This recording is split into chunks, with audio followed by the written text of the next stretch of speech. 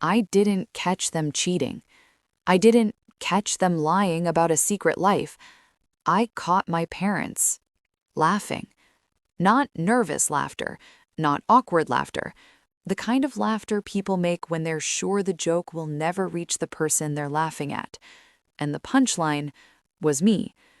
My dad's voice came through clear as day. She really thinks we love her. What we love is her money. And in that moment, I realized something terrifying. I wasn't their daughter. I was their plan. If you've ever been the strong one in your family, the one who pays, fixes, forgives, and shows up, only to realize you were never loved the way you loved them, hit like, subscribe, and stay with me. Because this story starts with one audio file and ends with my parents losing more than money. My name is Victoria. This happened in Chicago when I was in my late 20s. And I need you to understand something about me before I tell you what my parents did. I really believed I was the good daughter. Not perfect, not some saint, but dependable. The kind of daughter who didn't let problems sit. If a bill was late, I paid it. If a small emergency popped up, I wired money. If my parents sounded stressed, I became a solution before they even asked. It didn't start out as some giant plan, at least not on my side. It started the way these things always start, with a sob story, a tight voice on the phone, and a sentence that hooks your heart. Sweetheart, we're just short this month. And the first time, you help because you love them. The second time, you help because you don't want to be the reason they suffer. By the 10th time, you help because your body reacts to their panic like it's a fire alarm. You don't even think, you just move. My life became a cycle. Work, transfers, guilt, relief, repeat. And the saddest part? I kept telling myself this was love because I was still chasing something I never fully had, their approval. My father, Henry, was the kind of man who spoke like everything was a lesson. Even when he was wrong, he sounded right. He'd say things like, family sticks together, but what he really meant was family obeys. My mother, Natalie, was softer on the surface, the kind of woman who could cry on command, who could sound wounded even while she was manipulating you. She wasn't loud like my father. She was surgical. And I was trained to listen, trained to fix, trained to feel guilty for having my own life. I had a decent job in finance downtown. I lived in a small apartment. Nothing fancy, but I was stable. And stability is like blood in the water to people who survive by feeding off others. It wasn't just random transfers either. Over time, things got connected.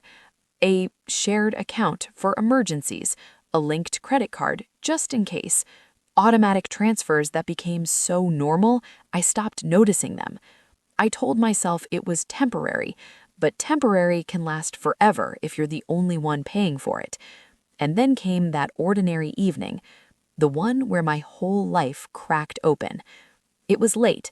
I was at my tiny kitchen table, half focused on emails, half staring at a lukewarm cup of tea, the kind of quiet night where nothing feels dangerous. Then my phone lit up. A message from my little sister. The preview read, "Guess who has a surprise for you?" And under it, an audio file. She added, "You have to listen. I swear you'll die when you hear this." I assumed it was something dumb. My mom telling some dramatic story. My dad bragging about something ridiculous. Maybe a family moment. We used to share those. At least I thought we did. But even before I pressed play, a chill crawled up my spine. Because the audio icon on my screen was pulsing like it was alive. My thumb hovered over it, and for a second, I considered putting my phone down and ignoring it. But curiosity and habit pushed me over the edge. I hit play. At first, it was just background noise. Plates clinking, muffled chatter, the distant buzz of a restaurant. Then my mother's laugh cut through. Sharp, louder than I'd ever heard it. My dad's voice followed, casual, relaxed, like he was discussing weather. And then I heard it. The sentence that changed everything. He said, "She really thinks we love her." A pause. Then, like he was savoring the joke, "What we love is her money." And then, laughter. Real laughter. Not nervous, not awkward, not accidental. The kind of laughter people make when they're sure the joke will never reach the person they're laughing at. And the punchline was me. My entire body went cold. Not metaphorically. My fingers actually lost warmth. My chest tightened like a belt had been wrapped around my ribs. For a second, I couldn't move, like my brain couldn't decide whether to run, scream, or shut down. They didn't say my name. They didn't need to. I was the one wiring money every month. I was the one covering late fees, medical bills, credit card balances. I was the one they called whenever a crisis showed up. My mind replayed every "we're proud of you, honey," every "you're such a blessin'," and suddenly, every word looked different, like someone had switched the lighting and revealed what was hiding in the corners. The audio ended with another scrape of chairs, more chatter, then silence. I stared at my phone. My reflection warped in the black screen. And it hit me. It wasn't just betrayal. It was humiliation. They weren't just using me. They were enjoying it.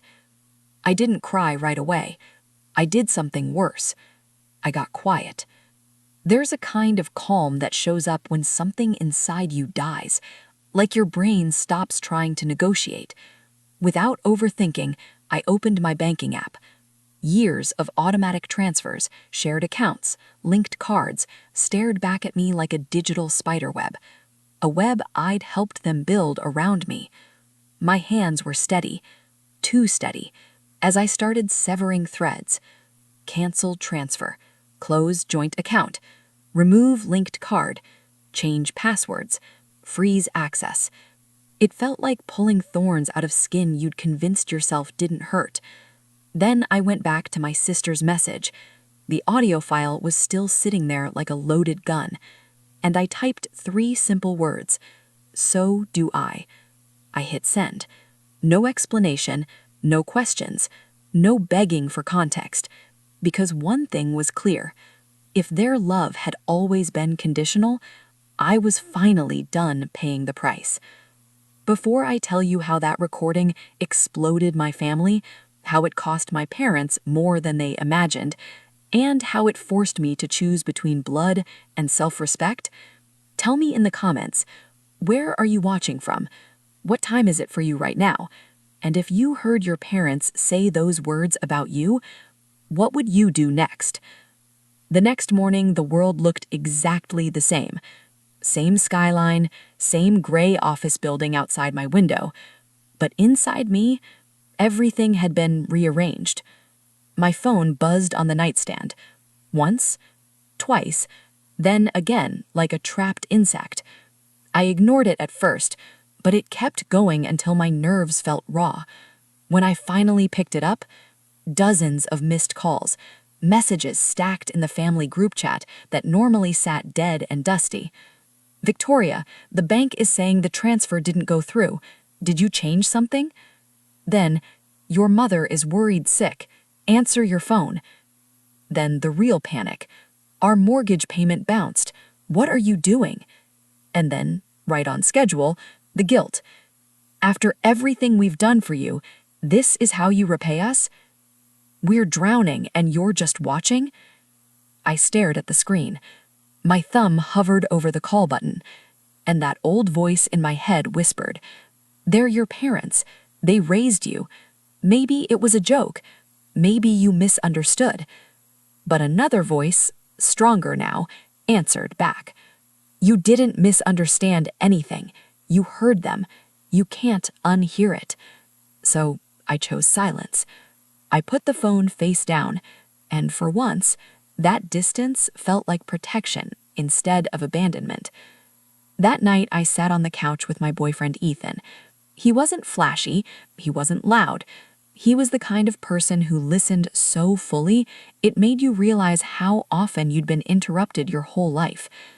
My laptop was open to a new folder I created, Family Truth. I dragged the audio file into it.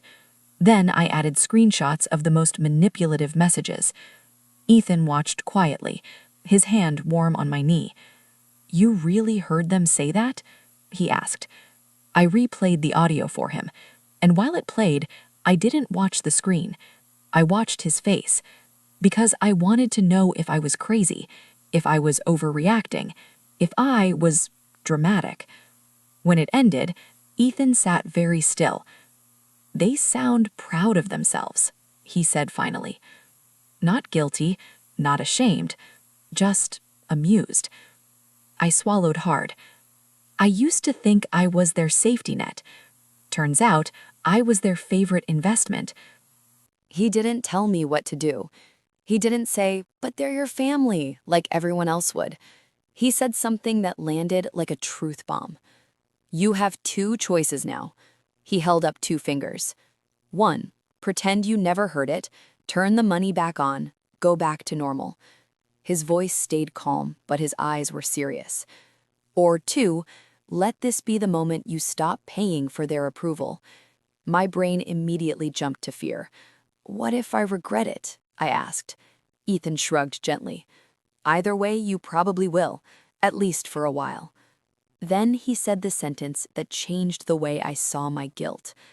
"That's what happens when you've been trained to feel guilty for existing. The question is, which regret can you live with?" Over the next few days, my parents shifted tactics like seasoned manipulators. The tone changed. They went from rage to concern. "We're worried about you. Are you okay mentally? We told Aunt Lisa you've been acting strange. We're praying for you." It was disgusting how quickly they weaponized concern. They started calling extended family, framing my silence as a breakdown instead of a boundary.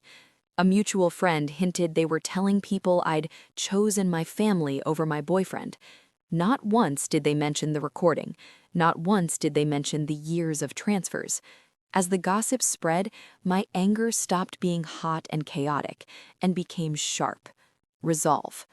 Because here's the thing, it wasn't enough to take my money. They wanted to take my reputation too. Have you ever realized the people you love most are willing to rewrite the story to make you the villain, as long as it keeps them comfortable? And if you had proof they were lying, would you stay quiet to keep the peace? Or would you let the truth speak?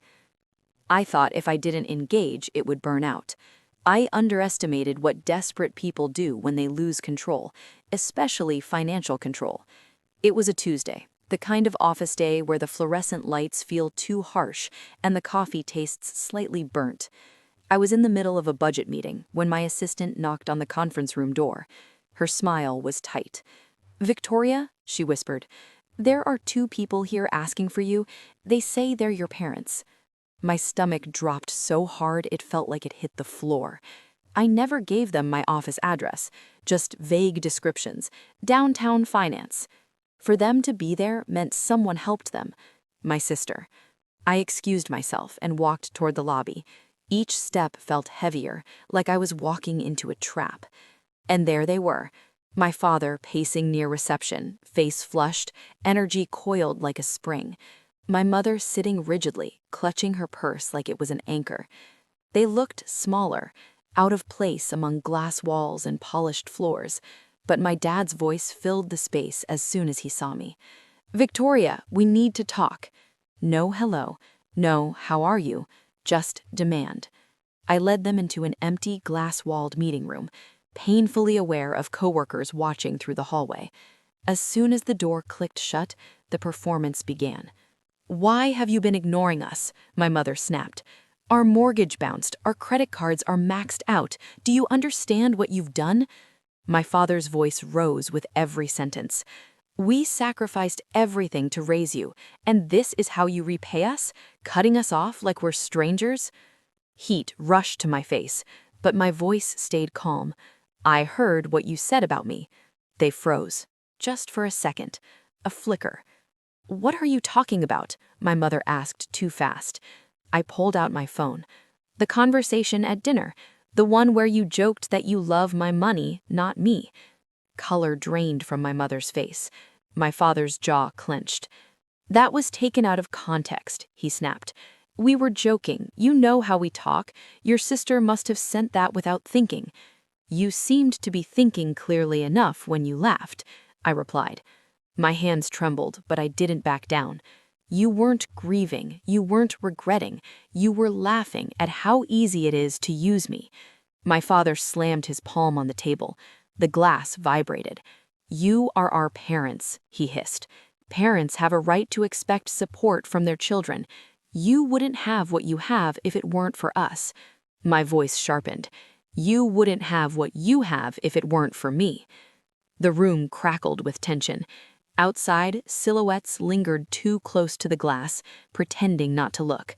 I took a breath. Then I did the one thing that shifted power instantly. I hit play. Their voices filled the room. Clear, undeniable. She really thinks we love her? What we love is her money. Then laughter. The sound bounced off the walls, off the glass, off corporate art. My mother looked like she might faint. Turn that off, she hissed, glancing outside. Someone might hear. Exactly, I said quietly, pausing the recording. If you keep harassing me at work, if you keep spreading rumors about me, I will protect myself with the truth. My dad's eyes narrowed. Are you threatening us? I'm setting a boundary. No more ambushing me, no more guilt trips, no more lies. If you don't stop, I will bring a lawyer into this. For a long moment, none of us spoke. I watched outrage wrestle with fear in their eyes. They'd always counted on three things: my guilt, my silence, and my desire to protect their image. That day, I shattered all three. My mother's voice softened into tears. We just wanted you to remember you're part of this family. I stood up. Family doesn't monetize their daughter's kindness. You lost the right to use that word as a shield. I opened the door. Conversation over. They left in a storm of tense whispers and tight shoulders. And as the door closed, my heart pounded so hard I felt it in my fingertips. I was shaking, not from fear, from adrenaline, from finally choosing myself in front of them, where they couldn't control me. If you were in that room, would you have pressed play, or would you have swallowed your anger to protect their reputation? After that, I knew two things.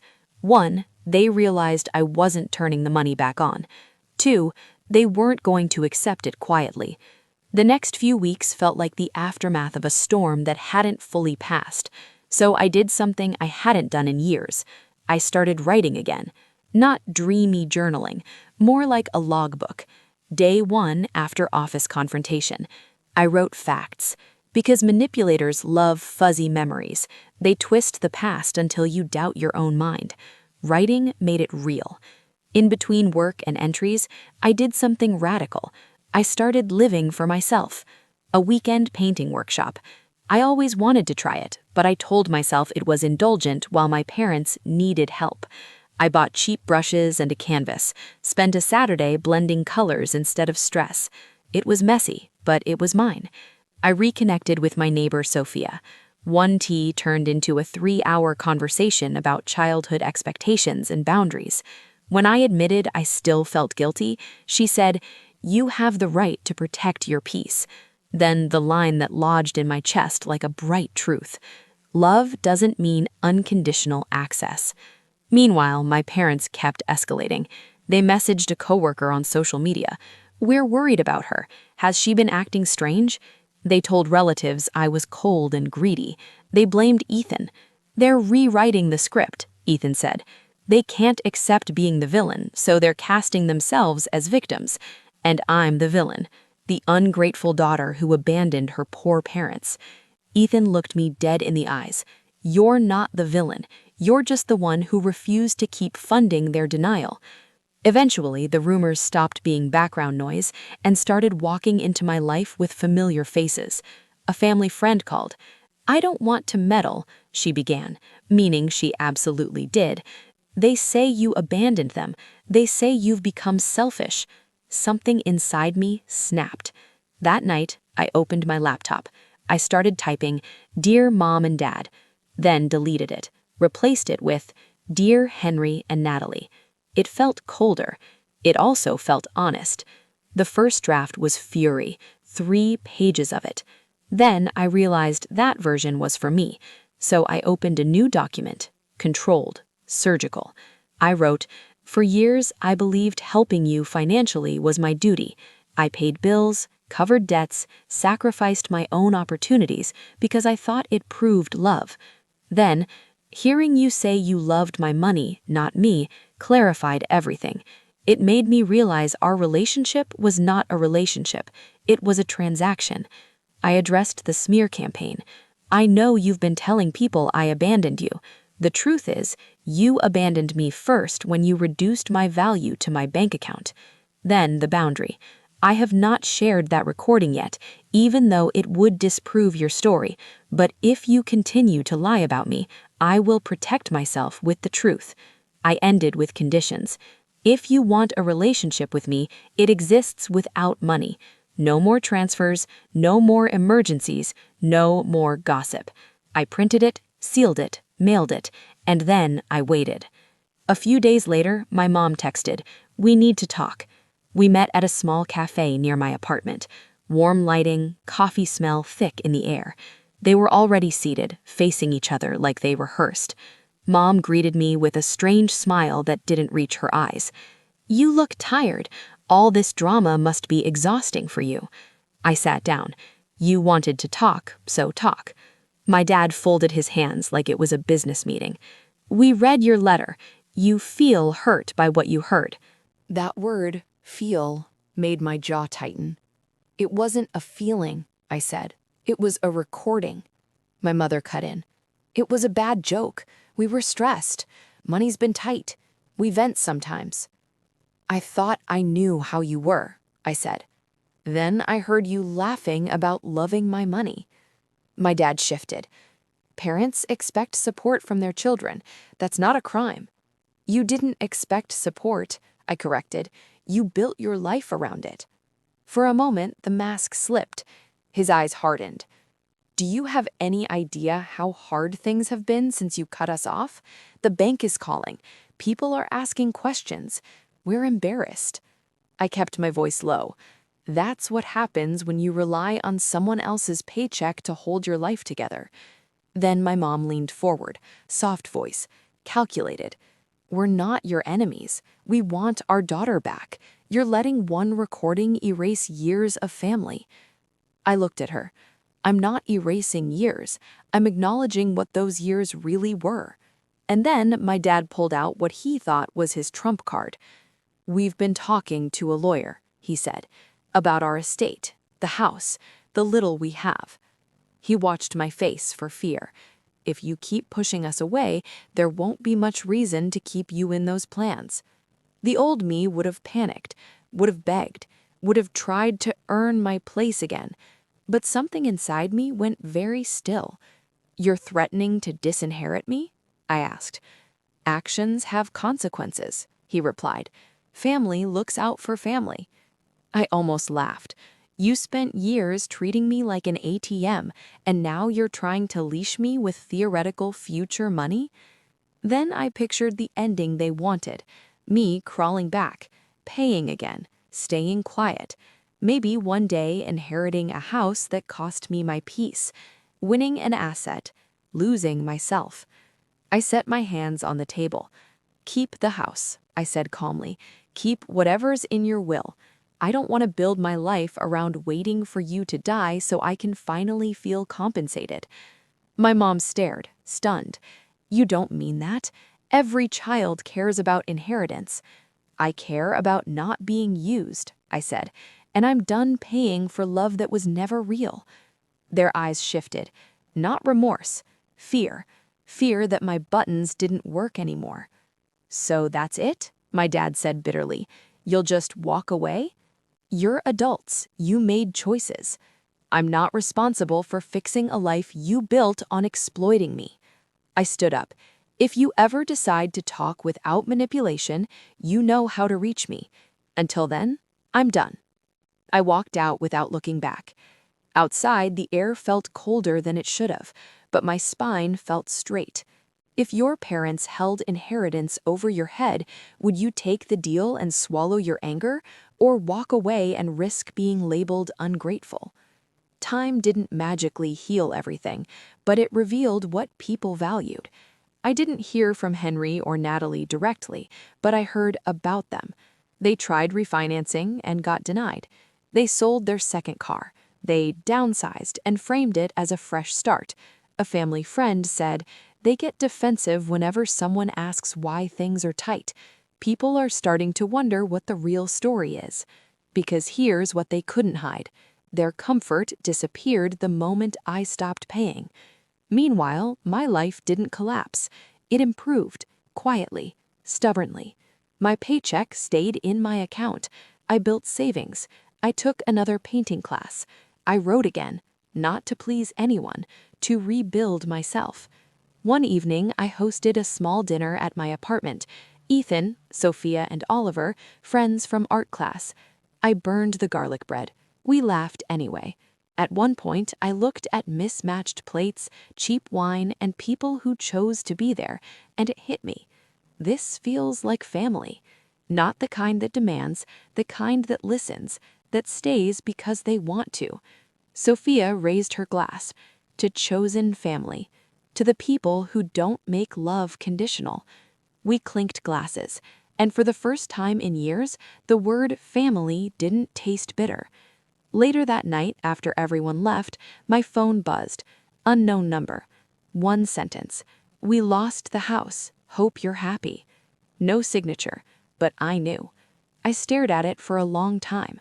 Old habits screamed, "Apologize, fix it, offer help one last time."